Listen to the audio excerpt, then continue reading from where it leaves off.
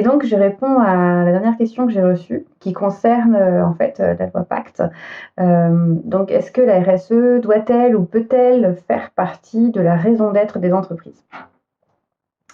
Alors c'est une très bonne question. Moi ce que je dirais là-dessus, c'est que, la raison d'être, donc ça a pour vocation de donner un peu plus de sens au capitalisme moderne, de redistribuer, de la valeur, au plus grand nombre, pour les entreprises, et de redonner, un peu de la valeur, générée, pour la société.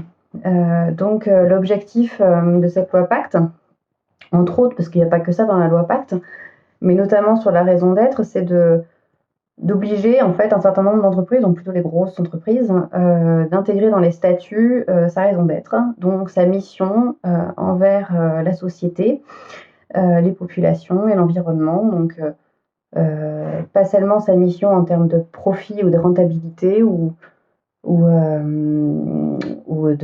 financier en fait, mais aussi ce qu'elle apporte pour le progrès humain, le progrès social et le progrès environnemental.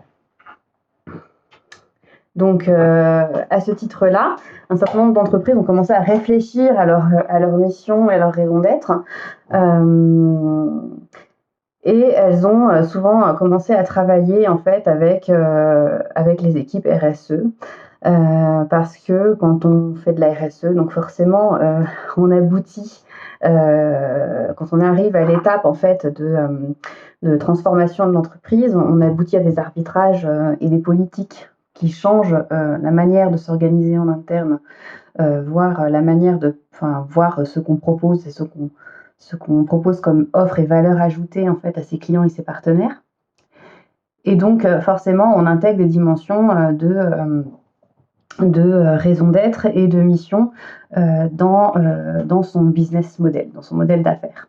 Donc à ce titre-là, la raison d'être, j'ai envie de dire, de l'entreprise, c'est la synthèse en fait de ce travail-là. C'est d'une phrase, un peu comme une vision d'entreprise. C'est une phrase qui résume en fait la manière dont l'entreprise sert la société au sens anglais du terme, anglo-saxon du terme, donc la société qui inclut l'environnement, les populations et le social.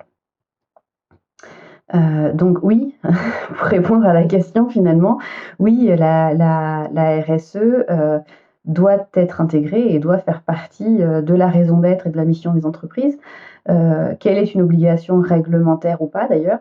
À partir du moment où l'entreprise sort un peu de ce schéma capitaliste historique pour prendre le pas du nouveau capitalisme, comme on dit, le capitalisme du jour d'après, et donc essayer de devenir plus responsable et pas juste de créer du profit pour ses actionnaires. Donc on rejoint un peu le sujet de la gouvernance, qu'elle se demande en fait à quoi elle sert concrètement, ce qu'elle apporte en fait pour que les humains vivent mieux et plus longtemps.